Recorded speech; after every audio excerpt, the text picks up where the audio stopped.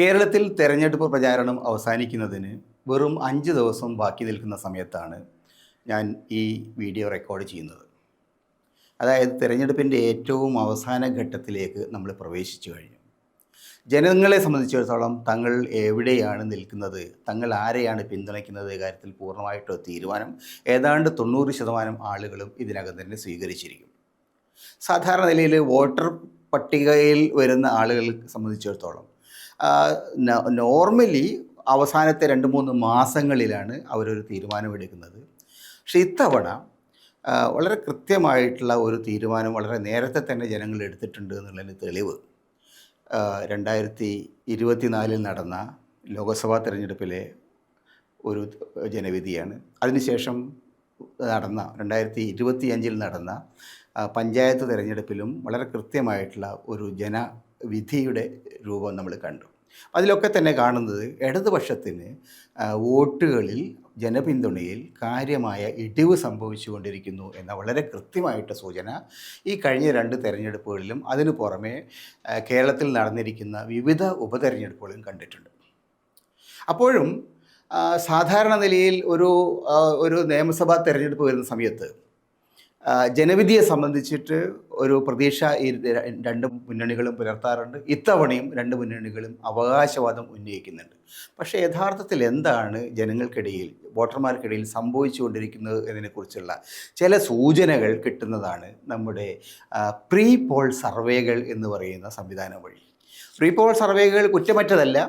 തീർച്ചയായും pre poll സർവേകളിൽ അത് survey നടത്തുന്ന ആളുകളുടെ രാഷ്ട്രീയ താല്പര്യങ്ങളുണ്ടാവും. അതുപോലെ തന്നെ അവരുപയോഗിക്കുന്ന ഈ സർവേയുടെ ഈ ആളുകളുടെ അവരെത്ര പേരെ കാണുന്നു, സാമ്പിൾ എന്നതിന് പറയും, സർവേ സാമ്പിളിൻ്റെ വൈപുല്യം, അതിൻ്റെ വൈവിധ്യത തുടങ്ങിയ വിഷയങ്ങൾ അതിനകത്ത് പ്രധാനമായിട്ട് വരും. ചില വിഭാഗം ആളുകൾ മാത്രമാണ് സർവേയിൽ ഉൾക്കൊള്ളിച്ചതെങ്കിൽ തീർച്ചയായും അതിനനുസരിച്ചുള്ള ഒരു വിധിയാണ് വരിക. അപ്പോൾ കേരളത്തിൻ്റെ പൊതുവായ ചിത്രം കിട്ടാൻ ആവശ്യമായ ശാസ്ത്രീയമായിട്ടുള്ള ഒരു സർവേയാണ് നടത്തിയിരിക്കുന്നതെങ്കിൽ തീർച്ചയായും കേരളത്തിലെ ജനങ്ങൾ എങ്ങനെ ചിന്തിക്കുന്നതിനെക്കുറിച്ച് ഏതാണ്ട് കൃത്യമായിട്ടൊരു ചിത്രം നമുക്ക് ലഭിക്കുമെന്നതാണ് കഴിഞ്ഞ 10-30 വർഷക്കാലത്തെ പൊതുവിലുള്ള ഇന്ത്യൻ രാഷ്ട്രീയത്തിൻ്റെ ഒരു അനുഭവം നമ്മൾ വെളിപ്പെടുത്തുന്നത്. കാരണം മിക്കവാറും തെരഞ്ഞെടുപ്പുകളിലൊക്കെ തന്നെ ഈ സെഫോളജിസ്റ്റുകൾ അല്ലെങ്കിൽ ഇലക്ഷൻ സർവേയർമാർ, അതിൻ്റെ ഭാഗമായിട്ടുള്ള അനാലിസ്റ്റുകൾ കുറേയൊക്കെ കൃത്യമായിട്ട് തെരഞ്ഞെടുപ്പിലെ ജനവിധി പലപ്പോഴും പ്രവചിക്കാറുണ്ട്. അത് തെറ്റിപ്പോയിട്ടുള്ള സന്ദർഭങ്ങളുണ്ട്. ഉദാഹരണത്തിന് 2025 ലോക്സഭാ തെരഞ്ഞെടുപ്പിന് സമയത്ത് ഇലക്ഷൻ സർവേകൾ മിക്കവാറും എല്ലാ പ്രധാനപ്പെട്ട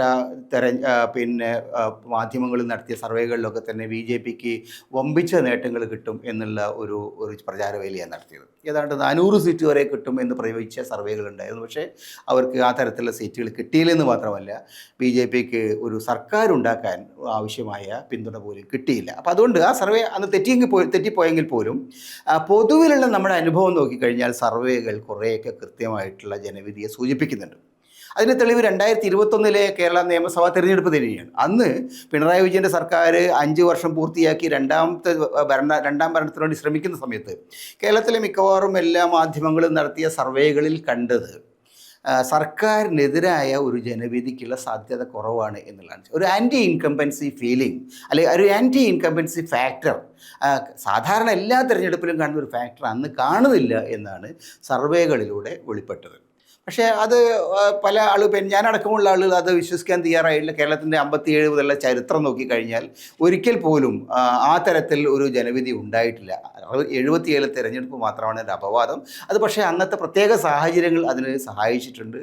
മാത്രമല്ല മാധ്യമങ്ങളൊക്കെ പൂർണ്ണമായിട്ടും തടയപ്പെട്ട ഒരു കാലത്ത്, മാധ്യമങ്ങളില്ലാത്തൊരു കാലത്ത്, ജനങ്ങളുമായിട്ട് കമ്മ്യൂണിക്കേഷൻ സാധ്യമല്ലാത്തിരുന്ന കാലത്ത് ജനങ്ങൾ ബസ്സുകൾ ഓടുന്നുണ്ട്, സർക്കാർ ഓഫീസുകൾ കൃത്യമായി തുറക്കുന്നുണ്ട് തുടങ്ങിയ കാര്യങ്ങളുടെ അടിസ്ഥാനത്തിൽ നടത്തിയൊരു വോട്ടെടുപ്പ് എന്ന നിലയിൽ അന്ന് ഉണ്ടായ ഒരു ജനവിധി മാത്രമാണ് ഒരു നേരത്തെ ഉണ്ടായിരുന്ന സർക്കാരിന് അനുകൂലമായിട്ട് കേരളത്തിലുണ്ടായിട്ടുള്ളത്. അപ്പോൾ അതുകൊണ്ട് 2021 ഭരണം മാറും എന്നുള്ള പ്രതീക്ഷയായിരുന്നു ചില രാഷ്ട്രീയ നിരീക്ഷകരായിട്ടുള്ള ആളുകൾക്ക്. പക്ഷേ സർവേകൾ ചൂണ്ടിക്കാട്ടിയത് പിണറായി സർക്കാർ വീണ്ടും വരും എന്നുള്ളതാണ്. അത് തന്നെയാണ് സംഭവിച്ചത്. മാത്രമല്ല ഒരു കൂടുതൽ സീറ്റുകളോടുകൂടി വന്നു. പക്ഷേ ഇപ്പോൾ 5 വർഷത്തിന് ശേഷം പിണറായി സർക്കാർ 3ാം ഭരണത്തിലേക്ക് ശ്രമിക്കുന്ന സമയത്ത് എന്തുള്ള ചിത്രമാണ് സർവേകൾ കാണിക്കുന്നത്? ഇപ്പോൾ വന്നിരിക്കുന്ന ഒരുപാട് സർവേ, മാതൃഭൂമിയുടെ സർവേ വന്നിട്ടുണ്ട്. അത് മാതൃഭൂമിയുടെ സർവേ ആദ്യത്തെ ഒരു ഘട്ടം കഴിഞ്ഞു. രണ്ടാമത്തെ ഘട്ടത്തിലേക്ക് അവർ വീണ്ടും സർവേ ആരംഭിച്ചിട്ടുണ്ട്. ആ സർവേയുടെ ഫലങ്ങൾ ഭാഗികമായി പുറത്ത് വന്നിട്ടുണ്ട്. മനോരമ ടി വി അവരുടേതായിട്ടുള്ള വളരെ വിപുലമായിട്ടുള്ള സർവേ നടത്തിയിട്ടുണ്ട്. വളരെ വ്യാപകമായിട്ടുള്ള ഒരു സാമ്പിളിൻ്റെ അടിസ്ഥാനത്തിലാണ് അവർ ചെയ്തിരിക്കുന്നത്. അതേപോലെ തന്നെ വിവിധ മാധ്യമ സ്ഥാപനങ്ങൾ വേറെയും ചെയ്തിട്ടുണ്ട്.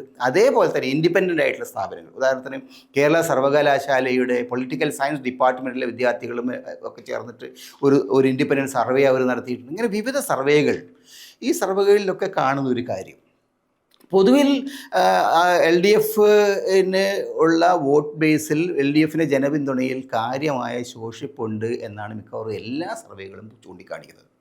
മാതൃഭൂമി പറയുന്നത് ഏതാണ്ട് ഒരു നെക്ക് ടു നെക്ക് ഫൈറ്റ് എന്നാണ്. നെക്ക് ടു നെക്ക് ഫൈറ്റ് എന്ന് പറയുമ്പോൾ 69, 70, 70, 71 ആ മട്ടിൽ ഇങ്ങനെ രണ്ട് കൂട്ടരും പിടിച്ചു നിൽക്കും എന്നുള്ളത് അവർ പറയുമ്പോഴും ഒരു കാര്യം വസ്തുതയുള്ളത്, ഏതാണ്ട് 100 സീറ്റുള്ള എൽ ഡി എഫ് അതിൽ 30-31 സീറ്റോളം അവർക്ക് നഷ്ടപ്പെടുന്നു എന്നാണ് ആ സർവേയുടെ പ്രധാനപ്പെട്ട സൂചന. അതായത് കഴിഞ്ഞ തവണ ഉണ്ടായിരുന്ന ജനപിന്തുണയിൽ ഒരു വലിയ ഇടിവ് ഇതിനകം തന്നെ സംഭവിച്ചിരിക്കുന്നു. അതൊരു സ്ലൈഡിങ് ആയിട്ടുള്ള ഒരു ഇടിവാണ്. അതായത് ഇങ്ങനെ ഒരു സ്ലിപ്പറി ആയിട്ടുള്ള ഒരു ഇടിവാണ്. ആ ഇടിവ് നികത്തിയിട്ട് ഇങ്ങനെ മുകളിലേക്ക് കയറാൻ ആവശ്യമായിട്ടുള്ള ഒരു പുതിയ മാറ്റം, ഇടതുപക്ഷ ജനാധിപത്യ മുന്നണിക്ക് അനുകൂലമായ ഒരു വലിയ ജനവികാരം ഉണ്ടാവാനുള്ള ഒരു മാറ്റം ഇപ്പോൾ ഈ തെരഞ്ഞെടുപ്പിന് 5 ദിവസം മുമ്പുള്ള സമയത്ത് പോലും ഉണ്ടായിട്ടില്ലെന്ന് മാത്രമല്ല, എൽ ഡി എഫിനെതിരായിട്ടുള്ള ജനവികാരം കൂടുതൽ ശക്തിപ്പെടുന്ന തരത്തിലുള്ള നിരവധി സംഭവവികാസങ്ങളുണ്ട്. രാഷ്ട്രീയമായ സംഭവവികാസങ്ങളുണ്ട്. തെരഞ്ഞെടുപ്പ് പ്രചാരണത്തിൽ അവർക്ക് സംഭവിച്ചുകൊണ്ടിരിക്കുന്ന വീഴ്ചകൾ വളരെ വ്യാപകമായിട്ടുണ്ട്. സി പി എമ്മിനകത്തുള്ള ആഭ്യന്തരമായ പടലവിണക്കങ്ങളുടെ പ്രശ്നങ്ങളുണ്ട്.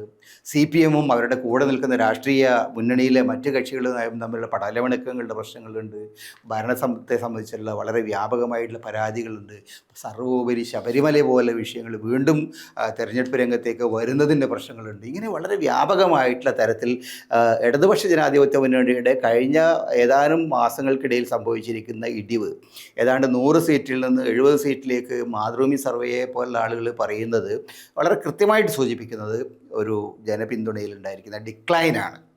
ആ ഡിക്ലൈൻ കൂടുതൽ ശക്തമായ രൂപത്തിലുള്ള ഇനിയുള്ള 4-5 ദിവസങ്ങളിൽ കൂടാനാണ് സാധ്യത. അതിനെ മറികടക്കുന്ന മറ്റൊരു പ്രവണതയും നമ്മൾ തെരഞ്ഞെടുപ്പ് രംഗത്ത് നമുക്ക് കാണാനില്ല. അതേപോലെ തന്നെ മനോരമയെ പോലുള്ള സർവേകളിൽ നമ്മൾ കാണാൻ കഴിയും ഏതാണ്ട് 80-85% വരെ 85 വോട്ടുകളോളം യു ഡി എഫ് നേടിയെടുക്കും. അതായത് അവർക്ക് വിജയിക്കാൻ സാധ്യമായ യു ഡി എഫിന് അനുകൂലമായിട്ടുള്ള ഒരു സർവേയാണ് അവർ കഴിഞ്ഞ ദിവസം പുറത്തുവിട്ടത്. അതായത് 70 സീറ്റാണ് കട്ടിംഗ് ഓഫ് പീരീഡ് ഇല്ലെങ്കിലും 40 സീറ്റിൽ നിന്ന് 80-85 സീറ്റിലേക്ക്, ഇരട്ടിയിലേറെ സീറ്റുകളിലേക്ക് യു ഡി എഫ്, കോൺഗ്രസും മുസ്ലിം ലീഗും അടങ്ങുന്ന യു ഡി എഫ് കുതിച്ചുയരും എന്നുള്ള തരത്തിലുള്ള ഒരു നിഗമനത്തിലാണ് മനോരമ സർവേ എത്തിയിരിക്കുന്നത്. ഇപ്പോൾ ഈ സർവേകളെ സംബന്ധിച്ചിടത്തോളം അവർക്ക് അവരുടേതായിട്ടുള്ള ന്യായീകരണങ്ങളുണ്ട്. അവരുടേതായിട്ടുള്ള പിന്നെ ആളുകളെ വെച്ചിട്ടാണ് നടത്തുന്നത്. അവരുടെ സർവേയുടെ സാമ്പിളിൻ്റെ സ്വഭാവത്തിൽ വ്യത്യാസങ്ങളുണ്ട്. പക്ഷേ എല്ലാ സർവേകളും, പ്രധാനപ്പെട്ട സർവേകളൊക്കെ ചൂണ്ടിക്കാണിക്കുന്നത് ഇടതുപക്ഷ ജനാധിപത്യ മുന്നണി ഭരണത്തിനെ സംബന്ധിച്ചിടത്തോളം അവർക്കെതിരായിട്ടുള്ള അതിശക്തമായിട്ടുള്ള ജനവികാരം ഉയർന്നു വരുന്നത്. രണ്ടാമത് നമുക്ക് കാണാൻ കഴിയുന്നൊരു കാര്യം, യു ഡി എഫ് സബ്സ്റ്റാൻഷ്യലായിട്ട് ഗെയിൻ ചെയ്യുന്ന ഒരു സാഹചര്യത്തിലും എൻ ഡി എ എന്ന് പറയുന്ന സഖ്യകക്ഷി പല പ്രദേശങ്ങളിലും, തിരുവനന്തപുരം, അതുപോലെ എറണാകുളം, പാലക്കാട് തുടങ്ങിയ വിവിധ ജില്ലകളിൽ എൻ ഡി എയുടെ ശക്തി കൃത്യമായിട്ട് വളർന്നു വരുന്നു, വികസിച്ചു വരുന്നു എന്നൊരു സൂചന കൂടി വിവിധ സർവേകളിൽ നമുക്ക് കാണാൻ കഴിയുന്നുണ്ട്. ഈ സർവേകളിൽ മറ്റൊരു പ്രധാനപ്പെട്ട പ്രത്യേകത, എവിടെ പിന്നെ എൽ ഡി എഫിന് സബ്സ്റ്റാൻഷ്യലായി 10%, 12% വോട്ടിൻ്റെ വിഹിതം കുറയുന്നു, പെർസെൻറ്റേജ് കുറയുന്നു, അവിടെയൊക്കെ തന്നെ ഏറ്റവും കൂടുതൽ ഗെയിൻ ചെയ്യുന്നത്, യു ഡി എഫിനേക്കാൾ കൂടുതൽ ഗെയിൻ ചെയ്യുന്നത് എൻ ഡി എ ആണ് എന്ന വളരെ പ്രധാനപ്പെട്ട പ്രത്യേകത. അതായത് ഒരു 10% വോട്ട് സി പി എമ്മിൻ്റെ അല്ലെങ്കിൽ എൽ ഡി എഫിൻ്റെ പിന്തുണയിൽ കുറവ് വരുന്ന സ്ഥലത്ത് 7%, 8% വർധനവ് വരുന്നത് എൻ ഡി എ ഭാഗത്താണ്. 1-1.5% വളർച്ച മാത്രമാണ് യു ഡി എഫ് കാണിക്കുന്നത്. അതിൻ്റെ അർത്ഥം അടുത്ത ഏതാനും വർഷങ്ങൾക്കുള്ളിൽ തന്നെ കേരളത്തിലെ സി പി എം അടങ്ങുന്ന ഇടതുപക്ഷ ജനാധിപത്യ മുന്നണിയുടെ ബഹുജന അടിത്തറയിൽ നിന്ന് ഒരു ഒഴുക്ക് പതുക്കെയാണെങ്കിലും എൻ ഡി എ പക്ഷത്തേക്ക്, ബി ജെ പി പക്ഷത്തേക്ക് പോകാൻ ഇടയുണ്ട് എന്ന വളരെ ആപൽക്കരമായ ഒരു സൂചന കൂടി അത് നൽകുന്നുണ്ട്. അങ്ങനെ വരുമ്പോൾ കേരളത്തിലെ രാഷ്ട്രീയം ആ, ഇടത് മുന്നണിയും UDF മുന്നണിയും എന്നതിന് പകരം കേരളത്തിലെ മുന്നണിയിൽ ഒരു UDF മുന്നണിയും ഒരുപക്ഷേ NDA മുന്നണിയും എന്ന മറ്റുള്ള ഒരു പുതിയ ദ്വന്ദ്വത്തിലേക്ക്, ഒരു പുതിയ പൊളിറ്റിക്കൽ സ്പേസിലേക്ക് വരും എന്ന ഒരു സാധ്യത കൂടി അത് തുറന്നു കാണിക്കുന്നുണ്ട്. CPM സംബന്ധിച്ചിടത്തോളം ഈ തെരഞ്ഞെടുപ്പ് യഥാർത്ഥത്തിൽ ഒരു എക്സിസ്റ്റൻഷ്യൽ ക്രൈസിസ് ഉണ്ടാക്കുന്നുണ്ട്. നിലനിൽപ്പിനെ തന്നെ ചോദ്യം ചെയ്യുന്ന അതീവ ഗുരുതരമായിട്ടുള്ള ഒരു തെരഞ്ഞെടുപ്പാണ് ഇന്ന് അവർ നേരിടുന്നത്. പാർട്ടി ബംഗാളിലും അതുപോലെ തന്നെ ത്രിപുരയിലും രാജ്യത്തിൻ്റെ മറ്റ് പല ഭാഗങ്ങളിലും നേരിട്ട പ്രതിസന്ധി, മുൻകാലങ്ങളിൽ നേരിട്ട പ്രതിസന്ധി ഇന്ന് കേരളത്തിലെ CPM നേരിടുന്നുണ്ട്. അതിൻ്റെ പ്രതിസന്ധിയുടെ ഏറ്റവും പ്രധാനപ്പെട്ട കാരണം പാർട്ടിക്ക് ജനങ്ങളുമായിട്ടുള്ള സമ്പർക്കം നഷ്ടപ്പെട്ടിട്ടുണ്ട്. ജനങ്ങളോട് കൃത്യമായിട്ട് രാഷ്ട്രീയം പറയാൻ അവർക്ക് സാധിക്കുന്നില്ല. ജനങ്ങൾക്ക് വിശ്വാസമുള്ള ഒരു പുതിയ ലീഡർഷിപ്പിനെ ഉയർത്തിക്കൊണ്ടുവരാൻ കഴിയുന്നില്ല.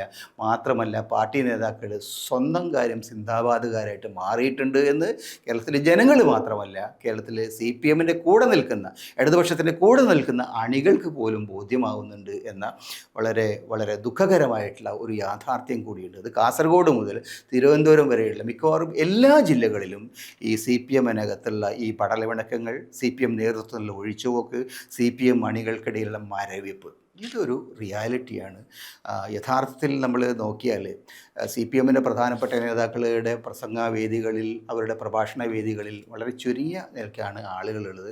മറുഭാഗത്ത് രാഹുൽ ഗാന്ധിയുടെ കഴിഞ്ഞ ദിവസങ്ങളിൽ രാഹുൽ ഗാന്ധി കേരളത്തിൽ നടത്തിയ പര്യടനം, പ്രത്യേകിച്ച് മലബാർ ഭാഗത്ത് പേരാമ്പ്ര അടക്കമുള്ള പ്രദേശങ്ങളിൽ, പേരാമ്പ്രയിൽ ഇടതുപക്ഷ മുന്നണിയുടെ LDFന് കൺവീനറാണ് നിൽക്കുന്നത്. പക്ഷേ മുസ്ലിം ലീഗിൻ്റെ ഒരു പെൺകുട്ടിയാണ്, ഫാത്തിമ തഹ്ലിയ എന്ന് പറയുന്നൊരു പെൺകുട്ടിയാണ് അവിടെ നിൽക്കുന്നത്. അവിടെ രാഹുൽ ഗാന്ധിയുടെ പര്യടനം ഉണ്ടാക്കിയ ഓളം ചെറുതായിരുന്നില്ല. അത് നേരിട്ട് കണ്ട ആളുകൾ ചൂണ്ടിക്കാണിക്കുന്ന ഒരു വസ്തുതയാണ്. ആ തരത്തിലുള്ള വമ്പിച്ച ഒരു ഓളം UDFൻ്റെ തെരഞ്ഞെടുപ്പ് പ്രചാരണ വേദികളിൽ നമുക്ക് കാണാൻ കഴിയുന്നുണ്ട്. ഈ ഒരു രാഷ്ട്രീയ യാഥാർത്ഥ്യമാണ് ഇന്ന് ഏറ്റവും പ്രധാനമായിട്ട് നിൽക്കുന്നത്.